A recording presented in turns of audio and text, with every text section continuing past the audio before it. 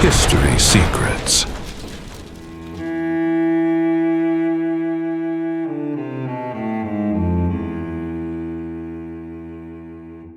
Peut-être vous demandez-vous ce que signifie réellement l'arbre de la connaissance dans le livre de la Genèse. Pendant le siècle, cette image a été interprétée de différentes manières, comme un symbole de désobéissance, comme l'origine du péché, ou comme le début de la conscience humaine. Mais il existe un détail peu exploré. Le texte biblique ne parle pas seulement d'un arbre, il parle de connaissance. Pour comprendre cela, nous devons revenir au récit original dans Genèse, chapitre 2, verset 9. On y mentionne deux arbres centraux, l'arbre de vie et l'arbre de la connaissance du bien et du mal. Cela soulève une question fondamentale. Pourquoi la connaissance est-elle présentée comme quelque chose d'interdit ? Si la connaissance est quelque chose de positif, pourquoi est-elle associée à une transgression ? Pour comprendre cela, nous devons analyser le type de connaissance en jeu. Le texte ne parle pas de connaissances techniques, ni d'apprentissage ordinaire. Il parle de discernement moral, du bien et du mal. Mais que signifie réellement cela ? Certaines interprétations théologiques suggèrent que cette connaissance représente la capacité de jugement, la capacité de définir par soi-même ce qui est juste et ce qui est injuste. Autrement dit, il ne s'agit pas seulement de savoir, mais d'assumer une autorité. Et c'est ici que le récit devient plus profonde. Car la question centrale pourrait ne pas être la connaissance en elle-même, mais l'autonomie. Peut-être commencez-vous à percevoir que cet épisode ne parle pas seulement d'un acte isolé, il parle d'un changement de condition. Avant ce moment, l'être humain est décrit comme vivant en harmonie, sans conflit intérieur, sans division psychologique. Mais après le contact avec le fruit, quelque chose change. La conscience de soi apparaît. La perception de la séparation apparaît. Et cela apparaît clairement dans Genèse, chapitre 3, verset 7, lorsqu'il est dit que leurs yeux s'ouvrirent. Mais que signifie avoir les yeux ouverts ? Cela ne semble pas être seulement une perception physique. Cela semble être une perception psychologique. À partir de ce moment, l'être humain commence à se voir comme séparé. Il commence à s'identifier à une image de lui-même. Et cela introduit quelque chose de nouveau, le conflit intérieur. Mais il y a un détail encore plus subtil, la honte. Immédiatement après avoir acquis cette connaissance, le texte affirme qu'ils perçoivent qu'ils sont nus et ils tentent de se couvrir. Ce n'est pas seulement une réaction physique, c'est une réaction psychologique. La honte surgit lorsqu'il y a une image de soi, lorsqu'il y a comparaison, lorsqu'il y a jugement. Et cela nous conduit à une interprétation plus profonde. L'arbre de la connaissance peut symboliser l'émergence de l'esprit dual. Un esprit qui divise la réalité en opposés. Bien et mal, juste et injuste. Moi et l'autre. Mais cela soulève une question encore plus complexe. Cette transformation fut-elle une chute ou une étape nécessaire ? Certaines traditions interprètent cet événement comme une perte d'innocence, d'autres comme le début de la conscience humaine. Dans ce sens, la Hégé chute peut être vue non seulement comme une erreur, mais comme une transition. Pour comprendre cela, nous devons observer ce qui se passe ensuite. L'être humain est expulsé du jardin. Mais le texte ne décrit pas seulement un châtiment. Il décrit une nouvelle condition d'existence. Une vie marquée par l'effort, par le choix, par la responsabilité. Et c'est peut-être exactement ce que le récit indique. L'émergence de la conscience s'accompagne d'un poids. Car connaître le bien et le mal signifie vivre dans une évaluation constante, dans une décision constante. Mais il reste encore une dernière question. Si la connaissance apporte le conflit, pourquoi apporte-t-elle aussi la conscience? Peut-être parce que sans cette division, il n'y a pas de perception. Mais avec elle, il y a souffrance. Et c'est précisément dans cette tension que le récit de la Genèse se maintient, entre innocence et conscience, entre unité et séparation. Et peut-être que l'arbre de la connaissance ne représente pas seulement une erreur du passé, mais une condition qui demeure présente au sein même de l'esprit humain. Mais il y a un détail encore plus profond dans ce récit qui est rarement observé, l'interdiction elle-même. Pour comprendre cela, nous devons revenir au moment où l'arbre est mentionné pour la première fois. Genèse, chapitre 2, versets 16 et 17, il est dit que l'homme pouvait manger de tous les arbres du jardin, sauf d'un. Cela soulève une question essentielle. Pourquoi établir une interdiction dans un environnement décrit comme parfait? Si aucune limite n'existait, y aurait-il un choix? Et s'il n'y avait pas de choix, y aurait-il une conscience? Peut-être commencez-vous à percevoir que la présence de l'arbre n'est pas une erreur du système. Elle fait partie de la structure même de l'expérience humaine. La possibilité de choix implique la possibilité de transgression. Et cela est fondamental. Car sans cette possibilité, il n'existe pas de liberté réelle. Mais il y a un détail encore plus subtil. La manière dont le serpent introduit la question. Dans Genèse, chapitre 3, verset 1, le serpent ne commence pas par une affirmation. Il commence par une question. Il remet en cause l'ordre. Il introduit le doute. Et cela est significatif, car le doute est le premier mouvement de l'esprit réflexif. Avant cela, il n'y a pas de remise en question, il n'y a pas de conflit, mais à partir de ce moment, quelque chose change. La réalité cesse d'être simplement vécue et commence à être interprétée, et cela marque un point de rupture. Certaines interprétations suggèrent que le serpent représente précisément ce principe, l'émergence de la pensée.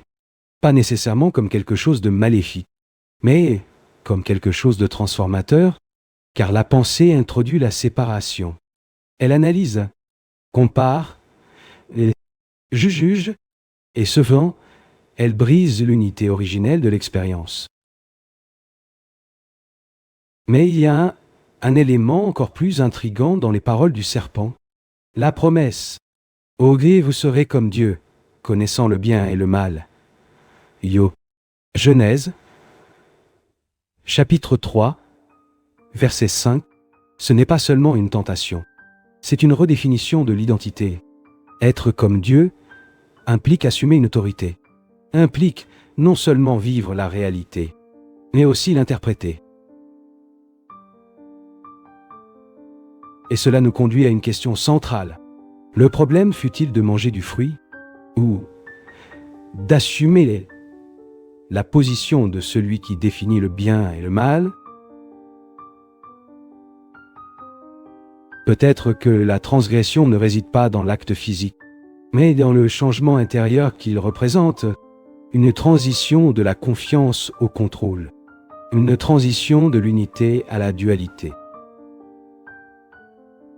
Mais il y a un autre détail important qui approfondit cette lecture. Dieu n'empêche pas immédiatement l'acte.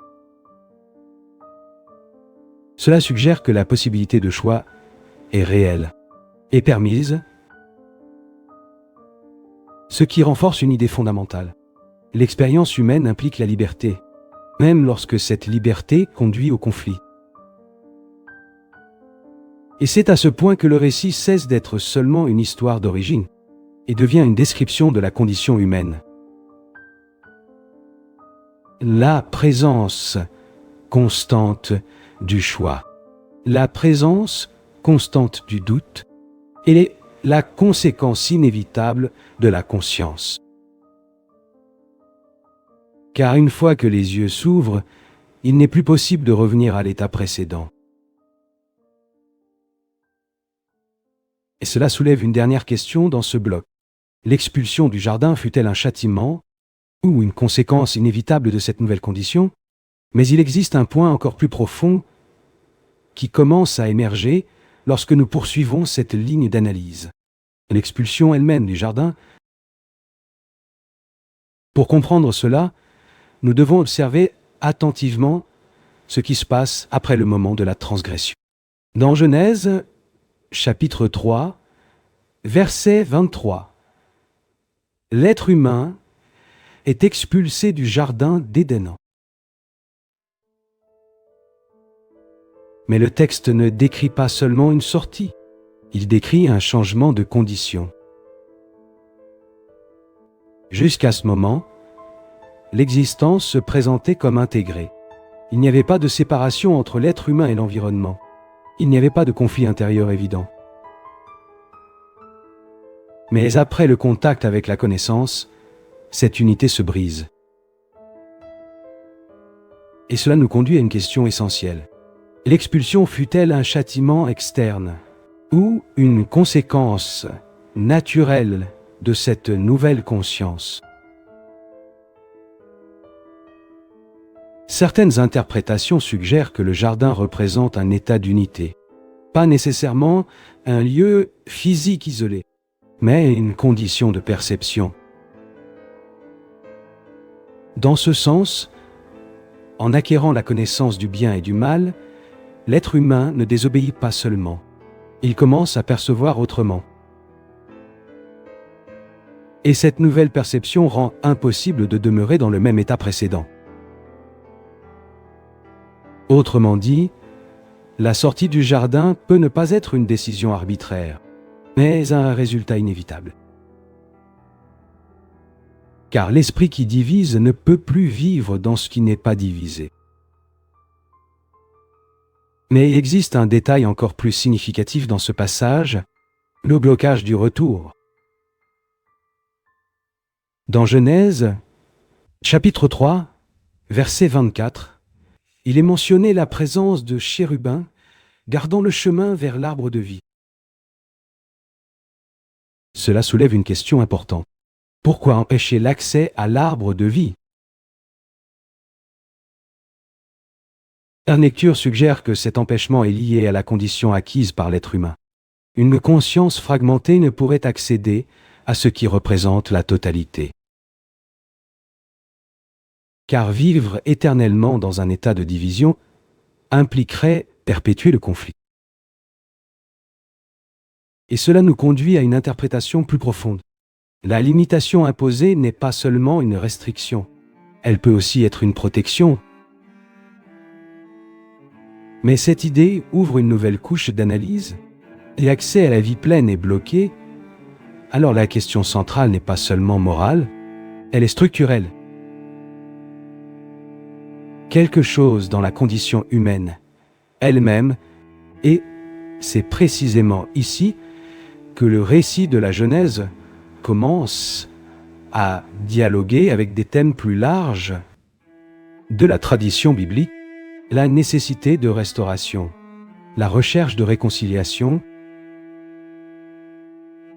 Mais le texte initial ne propose pas de solution directe.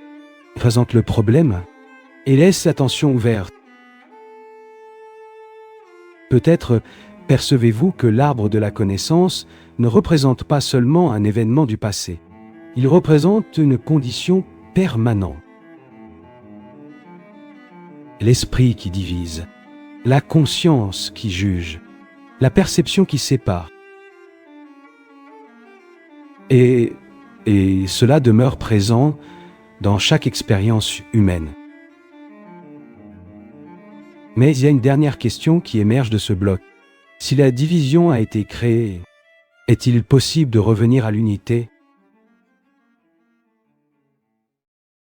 Mais il existe encore une dimension qui élargit complètement le sens de ce récit. La relation entre conscience et souffrance. Pour comprendre cela, nous devons observer ce qui se produit immédiatement après le changement de perception. Le texte ne décrit pas seulement une nouvelle réalité extérieure. Il décrit une transformation intérieure. Dans Genèse chapitre 3, verset 10, l'homme déclare qu'il a ressenti de la peur. Non, c'est un point crucial, car la peur n'était pas présente auparavant. Elle surgit après la conscience de la séparation. Et cela révèle quelque chose d'essentiel. La souffrance psychologique semble naître avec la conscience de soi. Avant, il n'y a aucune référence à la comparaison, au jugement ou à l'insécurité. Mais après, ces éléments commencent à apparaître. Et cela nous conduit à une question profonde. La connaissance du bien et du mal introduit non seulement le discernement, mais aussi le conflit intérieur. Car en divisant la réalité en opposés, l'esprit commence à fonctionner dans une évaluation constante. Il mesure, compare, juge. Et dans ce processus surgit une tension permanente entre ce qui est et ce qui devrait être. Mais il y a un détail encore plus significatif, la projection. Après ce qui s'est produit, l'homme ne se contente pas de reconnaître sa condition. Il transfère la responsabilité. Dans Genèse chapitre 3, verset 12, il affirme que c'est la femme qui lui a donné du fruit. Et la femme, à son tour, désigne le serpent. Cela révèle un schéma qui se répète tout au long de l'expérience humaine. La difficulté d'assumer pleinement sa propre action.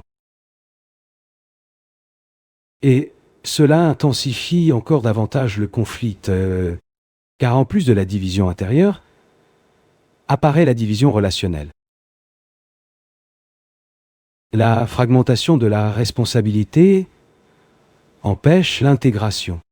Et sans intégration, il n'y a pas d'unité. Pour comprendre cela, nous devons observer que le récit ne décrit pas seulement une erreur. Il décrit l'origine d'un schéma psychologique fondé sur la séparation, le jugement et la défense.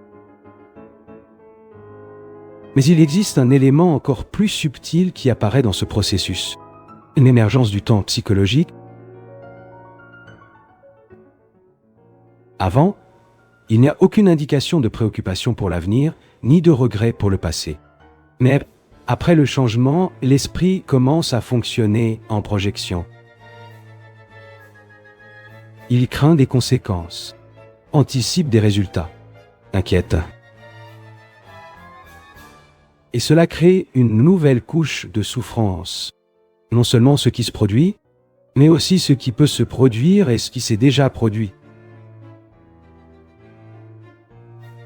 À ce stade, l'arbre de la connaissance cesse d'être seulement un symbole moral et se révèle comme un symbole psychologique. L'émergence d'un esprit qui ne se contente pas de vivre, mais qui interprète continuellement sa propre expérience. Et cela nous conduit à une question inévitable. Et la souffrance naît de cette division. Ah, est-il possible de vivre sans elle? Anne. Mais il existe encore un point final qui doit être examiné avec attention. La possibilité de retour à l'unité. Pour comprendre cela, nous devons regarder le récit non seulement comme l'origine du problème, mais comme l'indication d'un chemin. Le texte de la Genèse ne propose pas de solution explicite. Il ne décrit pas directement comment cette division peut être dépassée. Mais il présente des éléments qui suggèrent que l'histoire ne se termine pas là. La présence même de l'arbre de vie en est une indication. Il demeure dans le récit même après l'expulsion. Il ne disparaît pas. Cela soulève une question essentielle. Si l'accès a été bloqué, cela signifie-t-il qu'il a cessé d'exister ou seulement qu'il ne peut être atteint dans la même condition? Certaines interprétations théologiques suggèrent que le problème central n'est pas la connaissance en elle-même, mais l'identification à celle-ci. Autrement dit, ce n'est pas le fait de percevoir le bien et le mal qui génère le conflit, mais l'attachement au besoin de juger constamment, de définir, de contrôler.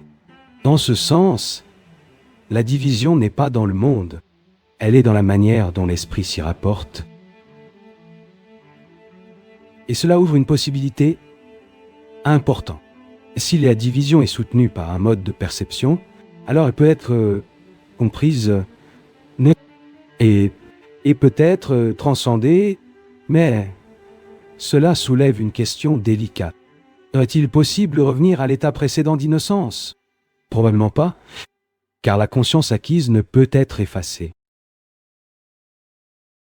Mais peut-être existe-t-il un autre type de retour, non pas à une innocence inconsciente, mais à une unité consciente, une condition dans laquelle l'esprit reconnaît la division, mais ne s'identifie pas complètement à elle.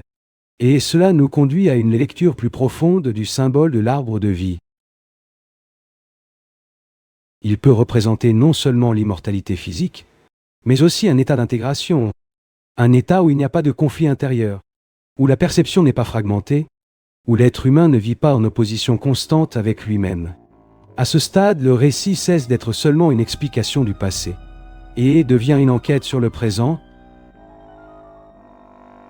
car la condition décrite dans la Genèse demeure active. L'esprit qui juge, l'esprit qui divise, l'esprit qui s'identifie à ses propres interprétations. Et cela génère de la souffrance, mais ouvre aussi la possibilité de compréhension. Peut-être percevez-vous que le véritable sens de l'arbre de la connaissance ne réside pas seulement dans la désobéissance, mais dans l'émergence d'un mode de fonctionnement de l'esprit.